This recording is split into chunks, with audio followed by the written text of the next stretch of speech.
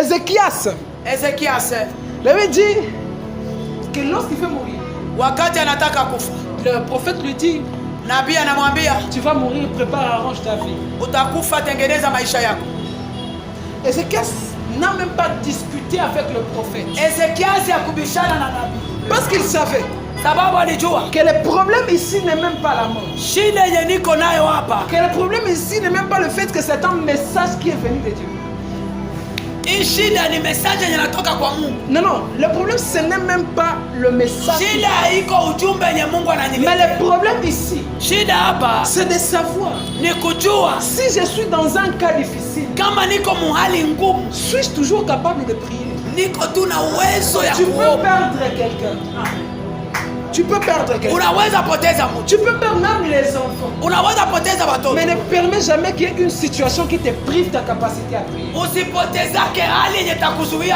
Qu'aucune tristesse au monde ne te prive de ta capacité à prier.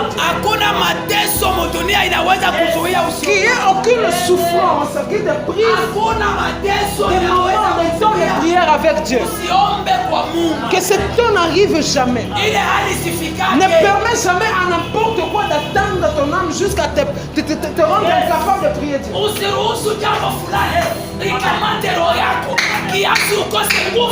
Car c'est lorsque tu commences à échouer à prier, c'est là que tu tombes dans l'échec. Tant que tu es capable de prier, il y a encore un espoir. Tant que tu es capable de prier, les choses peuvent changer. Le mensonge du diable serait de te dire, quand tu veux prier, les autres ont prié, ils n'ont jamais rien. Ça, c'est un mensonge qui te pousse à aller. Le mensonge du diable serait de te dire, ne prie pas maintenant, prie plus tard. Prie plus tard. Ça, c'est un mensonge. Car ce que tu remets à demain, tu remettras à demain. C'est pour ça qu'une vie de prière finit par. Même lorsque tu es triste, ne te prive pas de la prière. Même lorsque tu es dans l'abondance, ne te prive pas de la prière. Alléluia. Amen. Je veux finir avec une chose dangereuse ici. C'est que la prophétie que Dieu donne n'est pas une certitude en soi. Alléluia. Amen. N'est pas une certitude. Ce que Dieu peut avoir dit peut ou n'est pas arrivé. On ne dit pas ça souvent. On dit que si Dieu a dit une chose, tu ne mourras jamais avant que ça arrive. C'est faux. C'est faux. Dieu peut avoir dit quelque chose. Je te vois en 2025 riche. Tu arrives en 2026, tu n'as pas vu. 2027, tu as un accident, tu es mort, tu es mort sans richesse. La prophétie s'est-elle accomplie? Lorsque Dieu promet quelque chose, il y a un chemin, un processus pour que la chose s'accomplisse. Mais dans le processus de l'accomplissement, il y a des choses qui peuvent arriver et faire en sorte que la prophétie ne se réalise jamais. Je vais expliquer ça avec quelques histoires de certaines personnes dans la Bible. David, Dieu l'a ou un roi. Ça c'est déjà dit. Dieu t'a choisi. Tu es élu roi d'Israël. David s'est dit, voilà, je suis roi. Plein d'assurance, il va combattre Goliath. Plein d'assurance, il va même dans le palais royal avec Saül. Mais lorsque le roi Saül s'élève contre David, qu'est-ce que David a fait? Il a fui. Ça veut dire que si David restait là-bas, il mourrait et la promesse ne s'accomplirait pas. Dans le processus, tout peut arriver. David a fui. Pendant 13 ans.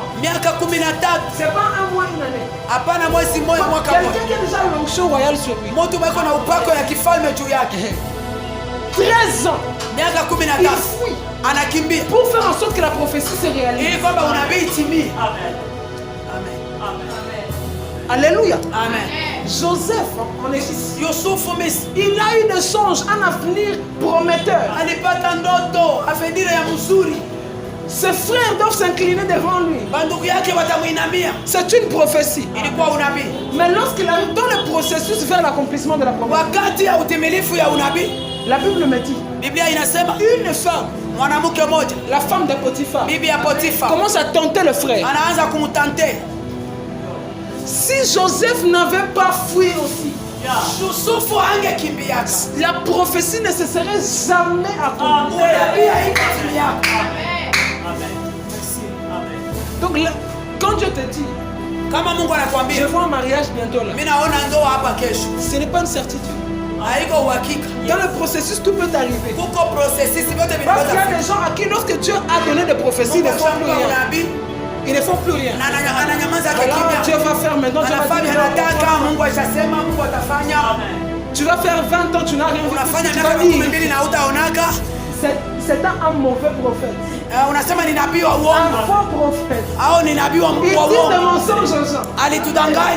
Dans le processus, qu'est-ce qui s'est passé? Alléluia. Amen. Je veux dire, regardez combien de fois le processus vers l'accomplissement de la promesse est dangereux. Ça a touché même Jésus. Lui, il est Dieu. Le maître des temps et des circonstances. Mais la Bible me dit qu'un jour, il était en train de prêcher dans la synagogue. Et puis il dit, oh, le Fils de Dieu est déjà venu, il s'est présenté. Les gens l'ont pris. Ils ont failli le lapider là-bas. Attends, Jésus est venu pour mourir, n'est-ce pas? Mais Jésus savait que si je meurs ici, je n'aurai pas l'accomplissement. Jésus aussi a fui là-bas.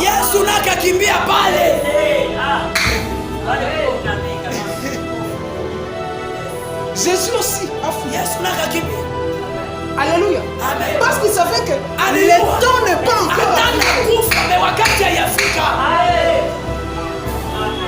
Tu peux mourir avant l'accomplissement de la prophétie.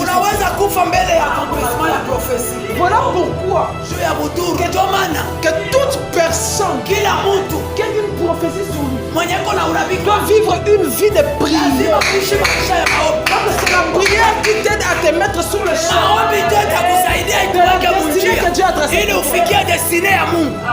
Ceux qui étaient là le dimanche ont compris. La prière qui met sur le chemin de la destinée. Gloire au Seigneur. Amen. Gloire au Seigneur. Amen. Vivons une vie de prière.